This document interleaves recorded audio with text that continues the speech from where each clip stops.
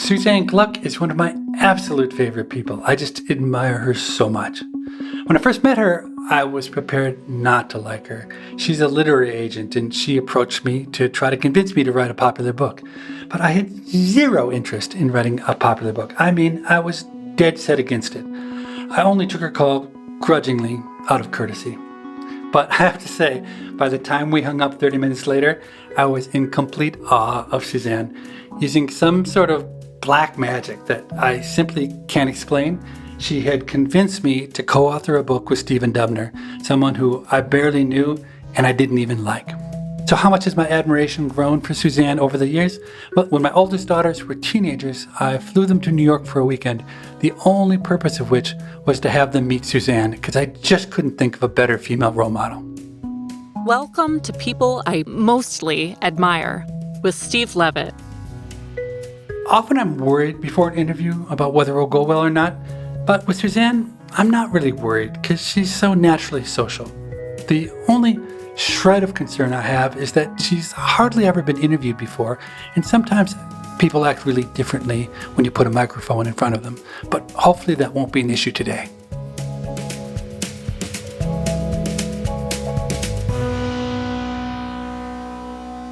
Now, just to get any conflicts of interest 100% out in the open, if you had to choose your all-time favorite author among the many authors you've represented, given that this is my podcast and you've represented me for the last 15 years, I'm guessing you would probably say me, right?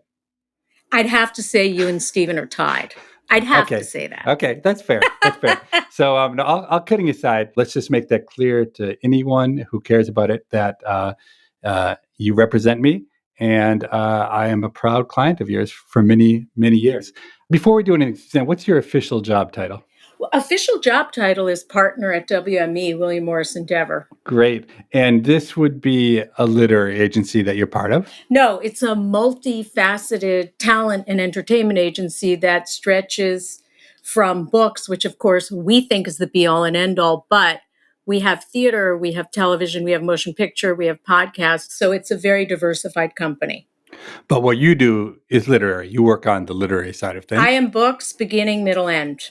And just to anchor people who don't know too much about this industry, in terms of literary agencies, are you the biggest and the best in the world? In terms of just metrics, we're the single largest supplier of books to the big five publishers. So I would say we're not the only very big and very successful agency in the business. I only wish, but we're definitely an industry leader here in the States and internationally. Who are some of your better known authors? Well, of late, one of the novels that I'm very proud of is Pachinko by Min-Jin Lee, which I assure you, many people you know have read and loved. This year at the National Book Awards, I was very excited because I had to duck and run between tables because Sarah Broom, who wrote the memoir, The Yellow House, was up for a National Book Award, as was my other client, Julia Phillips, who wrote Disappearing Earth, which she was up for fiction. So I had to run between tables because I wanted to sit with each of them when the award was announced. And Sarah actually won the National Book Award. Judy Blume, right? Judy Blume, who's written so many books that we all love so much. She has adult, she has young adult, she has children's books. She definitely, in the aggregate, has sold way in the tens of millions. It seems like a big part of the job of a literary agent is being able to identify books that people will like. And I assume you just get sent hundreds or thousands of books. How do you figure out who you're going to take on as a client? Yes, we definitely get dozens and dozens of requests a week. First of all, you eliminate everyone who doesn't say, Dear Suzanne. You'd be surprised how many of them say, Dear Eric. So that's easy. And the query letter has to be one of many things. Either has to be putting forth an idea I've just discovered new historical research about, something that just hasn't existed before, or a point of view. I'm going to tell the story about this school for delinquent boys in Alabama that you've never heard before. Or if it's a novel, the query has to be extremely well written and feel like a book that you really would want to read. A lot of it has to happen in 2 paragraphs, but agents read those queries as often as they can. And people come in out of the slush pile. I have people come in that way a couple of times a year. The bigger trade publishers at this point get about 95% through agents. Our slush pile is relevant. We are the point of entry. So we do take it seriously.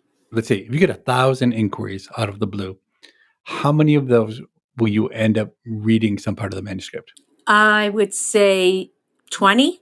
So 20 out of 1,000. And how many of those 20 do you get more than 5 pages into it? Let's say 10. Now, some of them I'll get a few pages in and think, this is really good. This is not for me. This is for my colleague, and redirect. So the odds are really stacked against someone who cold calls a literary agent. So you like maybe 1 in 100 of those folks could get enough of your attention to have a shot. It's a tough place to be for the authors. However, the easiest thing for people to do is to go to a bookstore or go online now and look at books, not books that you admire and love necessarily, but books that you think speak to the same reader that your book will speak to. 9 times out of 10, they'll mention the agent, and you can put together a query list that is pretty focused in terms of the kind of work that a particular agent is drawn to, so that you're not just flying blind. So what advice do you give to those people? Well, first of all, for decades, I would ask myself, why is it that every single year at Thanksgiving, it's 4:00, I'm elbow deep in trying to figure out how to make gravy, which I really can't make, and I must give up trying. And invariably, I get queries from authors. And I couldn't figure it out. And 2 years ago at a writer's conference, a young man was very, very helpful in setting me straight. He said, yes, you go to Thanksgiving with your family. And even though you always said you wanted to be a writer, you have this job in marketing. And they start needling you like, hey, Seth, when you going to get that agent? When you going to move ahead with that novel? And finally, just because you want to shut them up and just because you're a little embarrassed, you hit send on that query, thus explaining why I get queries every year on Thanksgiving. I would say don't do that. I would say business hours, and I would say do as much homework as possible before you send the query, because you really have a very small window of an agent's time to get somebody's attention. I go even farther in my advice when people ask me about writing a book. What do you say? I say, don't write a book. Please don't write a book. For sure, don't write a book if your reason for writing a book is you want people to read it. I say, if you're going to enjoy the process, if you've got an idea, a book burning inside of you that you need to let out, then by all means, go ahead and write that book if you're going to be happy at the end of the day if nobody reads it. But I think that people who start out on book writing with the idea that they're going to get famous or they're going to be bestsellers or they're going to do this or that, I think the chances of that happening are so low that it's really leads to disappointment so often. My mother wanted nothing more her entire life to be a best-selling author, and my whole life growing up, she sent out packages of manuscripts to agents like you and was always Wow. frustrated by it. So I lived in this world where I had seen people who had that desire. Well, many times a year, writers will come to me, good writers, and say, look, I'm now willing to write whatever it is to write a bestseller. Just give me the guidance in terms of what kind of book can I write that's going to be a bestseller. And the truth is very disappointing, which is you have to write the book that you're passionate about, or you have no chance of it being a bestseller. There is, unfortunately, very little way to architect a bestseller.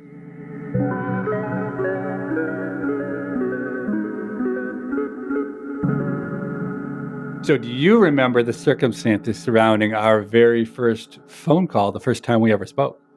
No, refresh. So there had been an article Dubner had written about me in the New York Times Magazine, and probably a half dozen publishers had called me and said, "Hey, we've read this piece. We'd like you to write a popular book for us." And I had zero interest in writing a popular book, and I gave them all the same answer, which is, "Why don't you spend some time reading some of my academic papers? And if you still think I'd be an interesting person to write a popular book, come in and be in touch." And I will, for the record, say that none of them, having read my academic papers, thought I would be a good person to write a popular book. But I know that you had reached out to Stephen, who you represented, Stephen Dubner, and you had an idea and you wanted to bring us together to write a book together. And that's what brought you to call me. So you don't have any recollection of that phone call at all? I remember that very, very clearly because this was over a vacation and smack in the middle of summer. And I read the profile that Stephen did. And even though he was a longtime client and he was in the middle of a 2-book contract with his publisher, interestingly, the second book was supposed to be on the psychology of money, a book that never got written, or shall we say yet. And I called him and said, "Stephen, this should be your next book." And then, as you remember, there was a very colorful back and forth with our publisher. So before we get to the negotiation, I want to start with that first phone call because you and I come from such different worlds, Suzanne. And just being completely honest about what I had been doing for the 15 years preceding the phone call we had, I literally had been penned up in my office in front of a computer, one of the most antisocial people on the planet. And you said you wanted to have a phone call. I said, grudgingly, yes, I would talk to you because I really didn't think it would go anywhere. And then what I remember distinctly is that when I picked up the phone, instead of talking to you, it was your assistant.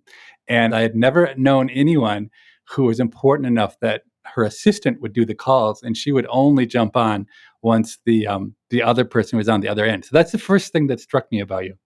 So then we talked, and I have to say, it took all of your persuasive powers, not even to make a book like Freakonomics happen, but even to get Dubner and me to talk on the phone, because I would say that we left that New York Times piece not particularly cordial because, again, I was super antisocial at the time and didn't really want to be written about.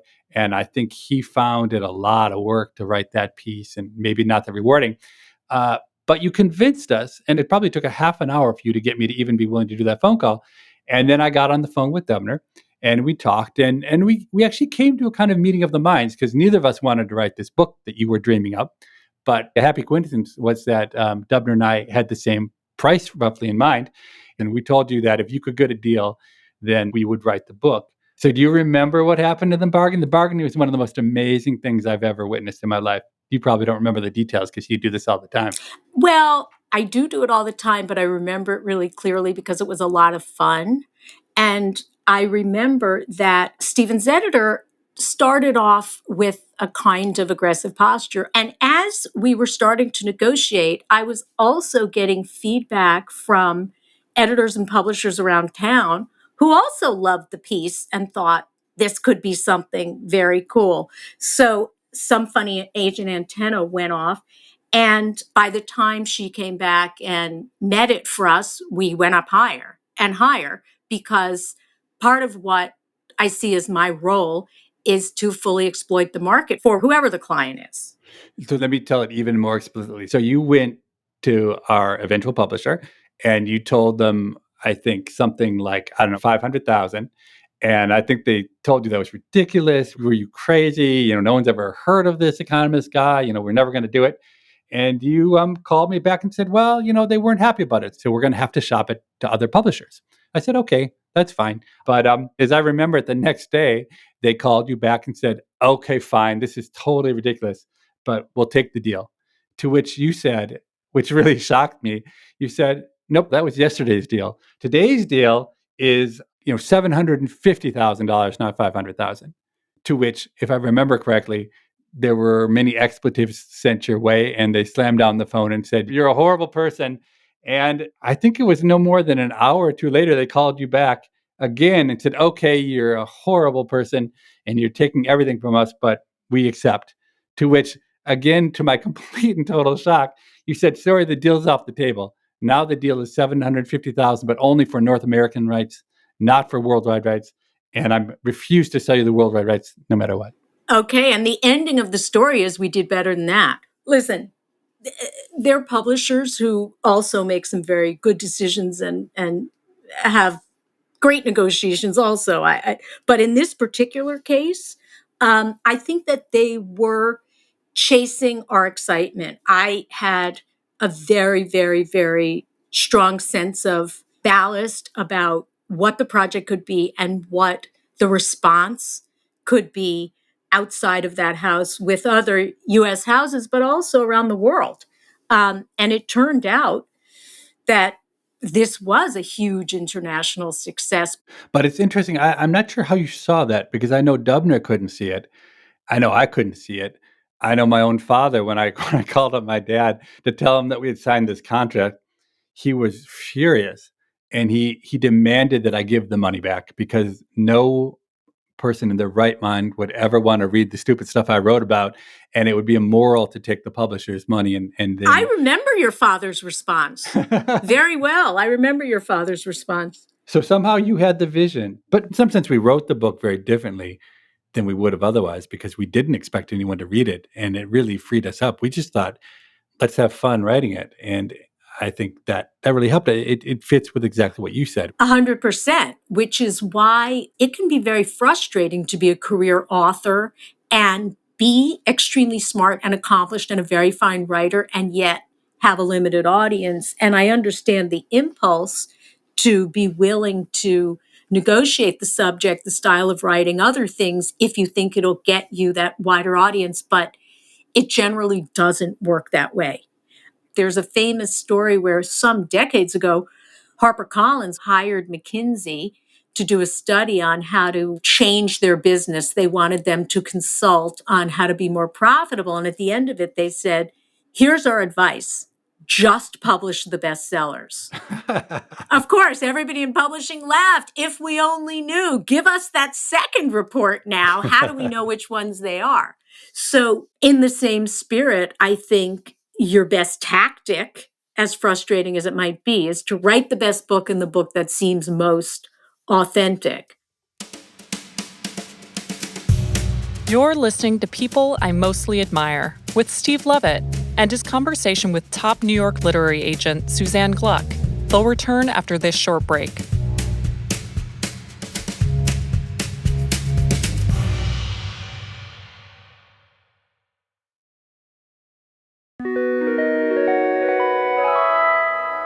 So I thought the first part of the interview went pretty well, but I also felt like Suzanne was holding back a little bit.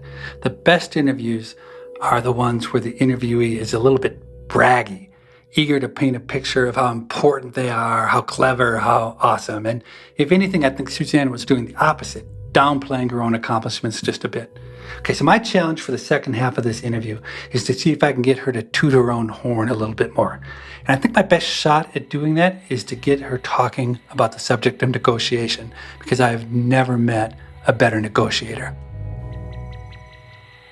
Let's go back to the negotiation. So what you did was fearless and really ruthless in a way that I'm not really accustomed to. Does that just feel natural to you? I mean, not in a bad way. I mean, it's amazing. What you did was amazing.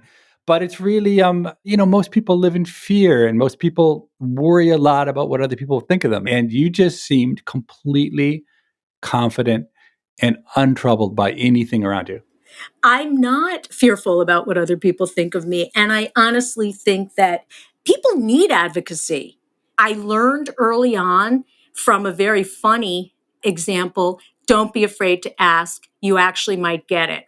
Back in 91, when I was a baby agent, I represented Michael Jackson's sister LaToya. And the book was a huge bestseller. And I had to call the UK publisher and ask for an additional budget so LaToya Jackson could travel on her UK publicity tour with her pet snakes.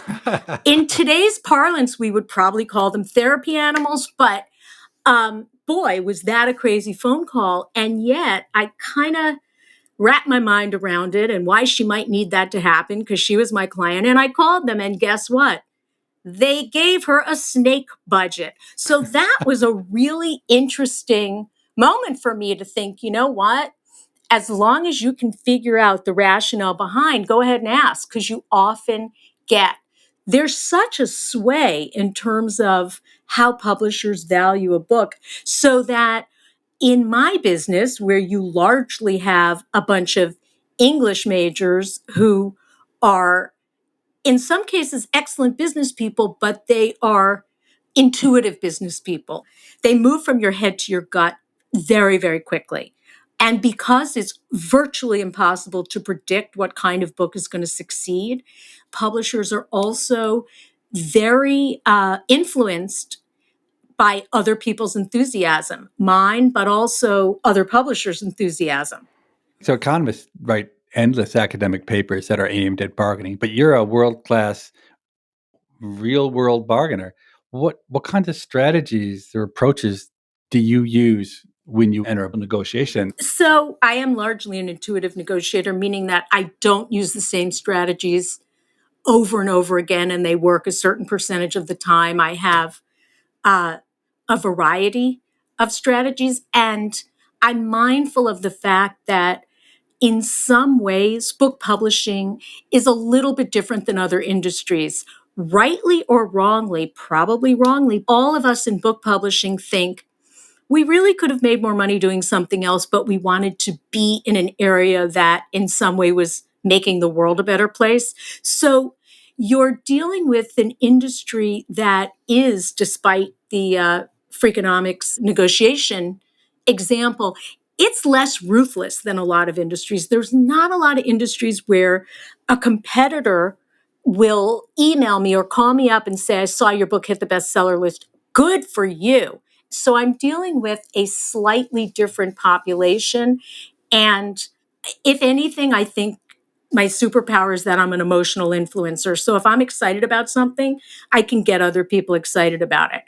So there are a lot of tactics that you have in publishing, but mostly like out and out aggressiveness without context isn't as effective as helping a publisher to see where their success can lie, how big this thing can be.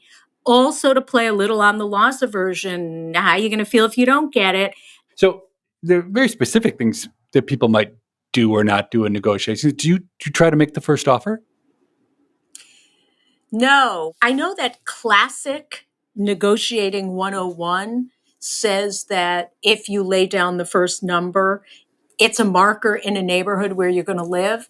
Um, I often find that if I just give very good arguments, other books that have sold this way, why has there never been another book like this? What is the platform of the author?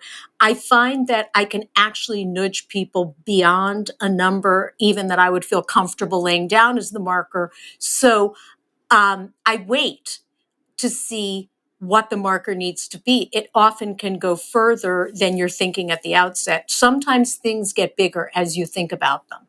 And in fact, one of the strategies that I find incredibly effective is to make the other person feel like they are saying yes from their own volition. If you can make that happen, it's a very good negotiation, and you will get a lot further than if you push without stopping. But what you're really relying on is mistakes in some sense, that the person on the other side is pulling from some completely different distribution than you have in mind. And so by letting them make the first offer, you have the possibility of getting into some realm that you weren't even imagining when you started with, but you can get there. Yeah, and if somebody, by the way, comes back in the wrong neighborhood, I absolutely have no problem saying, can't even take that to the client. You're very far out of the neighborhood we need to be in.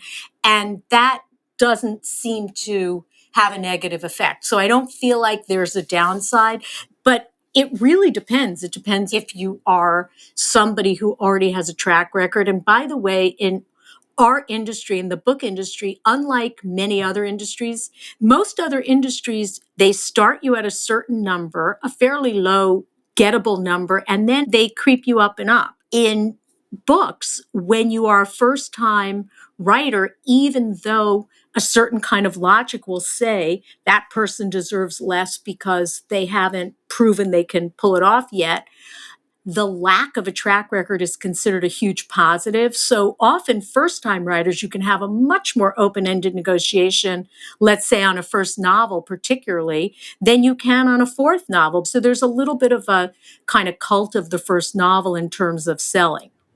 Yeah. Do you bluff? I certainly paint the optimistic picture of what's going to happen as part of a negotiating strategy, but I don't know if I'd exactly say bluff. I operate in a small universe of buyers. And one of the reasons that I think I'm a very effective negotiator is that people know that I will tell them the truth. That's my orientation, but it's also a very effective strategy. If people know that you are truthful, they'll take you at your word. So, given that I now know that you are honest, Ish. honest-ish, okay. I'm really curious what you thought of me when we first met, because I know that I shocked you in various ways with Well, things. definitely your eating habits. We went out to a fancy dinner and you said, is it okay if I have a hamburger and a milkshake? And I said, sure, of course you can. And you said, and then I think I'm going to have ice cream for dessert.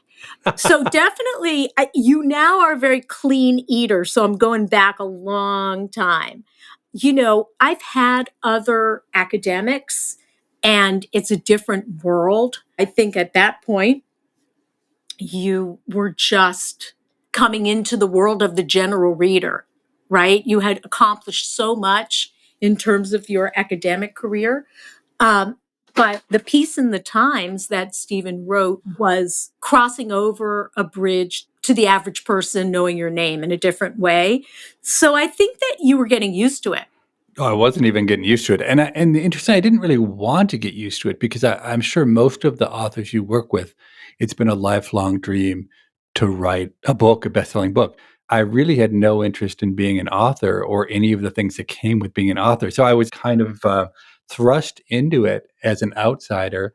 And what was for me amazing is that it opened so many doors to do so many things that I eventually realized I did want to do. Like this podcast is really fun for me, and I never could have done that without Freakonomics. But the actual being a best-selling author, it doesn't get me excited at all. And it's really wasted on me. I wish I could trade that experience to someone who actually wanted it.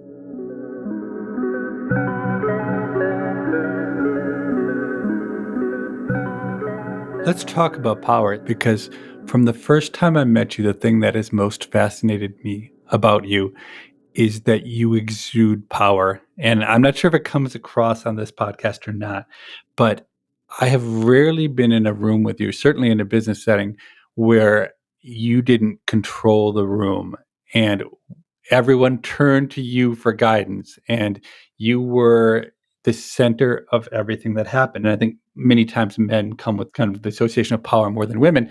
And what's odd about it, people who've never met you, is not only you're a woman, but you're tiny. I don't know how tall you are, but I you're am like very tiny. small. Like, I don't know, are you 5 feet tall? Maybe you're 5 feet, maybe you're not 5 feet tall, but you just embody power. And I'm curious, do you recognize that in yourself, or is that something that's invisible to you? No, I do recognize it. And by the way, I'm humiliated to say that if I stand super straight with perfect yoga posture, I'm 5 feet and half an inch, and I'm put it on my license, and I insist on that half an inch. It's embarrassing. However, number one, I grew up in a family that was very small, and my father was very successful, and it didn't seem to be a thing to be small. But I just naturally felt I'm a person who can convince other people to do things. I grew up, in a sense, realizing that. Do you think being a woman has any effect in negotiations? Has it been a positive or a negative for you? I would only say if it's been an influence, it's certainly not been a negative, but just in my observation, it comes more naturally to women to use a variety of tools and not to value, quote, consistency, but to go situationally. I'm in a business where, because there wasn't a lot of money in literary agenting for a long time, there are a lot of women in it. So there's a tradition of women doing what I do. There are a lot of men who do it too, but it's not unusual to be a female literary agent.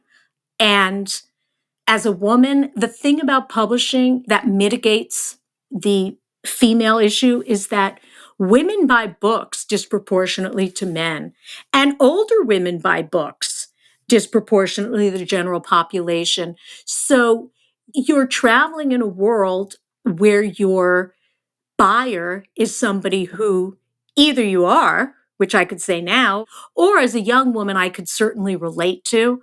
So that didn't feel like a disadvantage, although ambition was then and is often now considered an unappealing attribute. That's something that I think we're getting over. I hope we're getting over. There's still so much social science research that continues to say that the more powerful women get, the less, quote, likable they are. So that anti-powerful woman bias still lives and breathes big time. And I sometimes think being very small might have helped, because I don't look like somebody who's going to boss you around. So maybe I have that surprise sneak advantage. Yeah. So it's easy now. You are in a position of power. But what was it like in the beginning as a woman just getting started in a pre-Me Too era? What do you think about Me Too? And do you think that there have been real changes?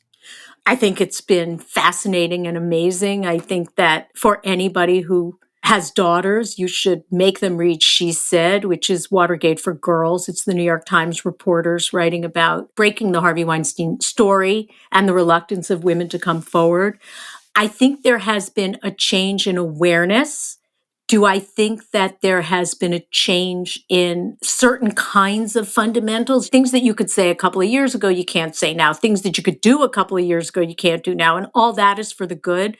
Hopefully, it's the beginning, though, of more systemic changes in terms of, female representation in the corridors of power in all different ways. If I can, there's kind of an interesting moment in terms of the Black Lives Matter movement and the New York Times bestseller list. It's amazing that the bestseller list is reflecting what everybody is thinking about, talking about, the national conversation. It's a moment that publishers are kind of rightly celebrating. It's actually a great moment to see that when people want to think about thinking, because we're like in a mass moment of metacognition, it's very, very gratifying that people are coming to books.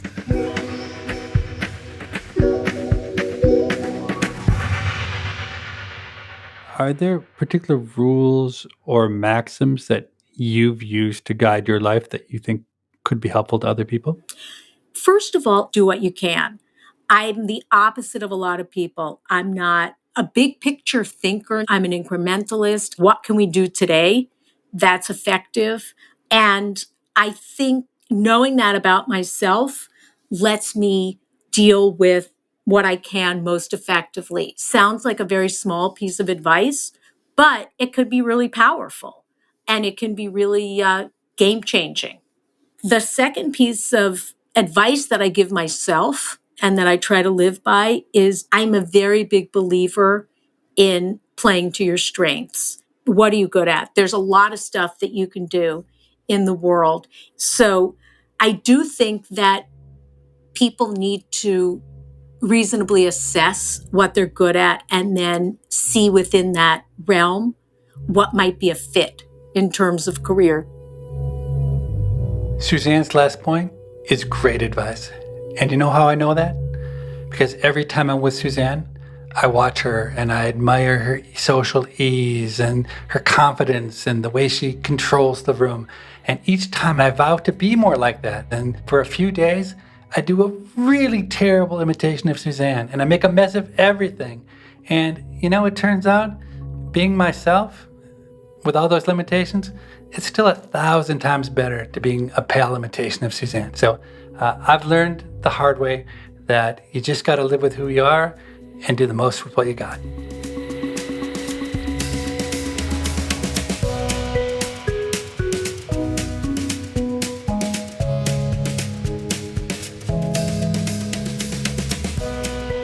People I Mostly Admire is part of the Freakonomics Radio Network and is produced by Freakonomics Radio and Stitcher. Matt Hickey is the producer and Dan DeZula was the engineer on this episode. Our staff also includes Allison Craiglow, Greg Rippin, and Mark McCluskey. Our intern is Emma Terrell. All of the music you heard on the show was composed by Luis Guerra. To listen ad-free, subscribe to Stitcher Premium. We can be reached at radio@freakonomics.com. Thanks for listening.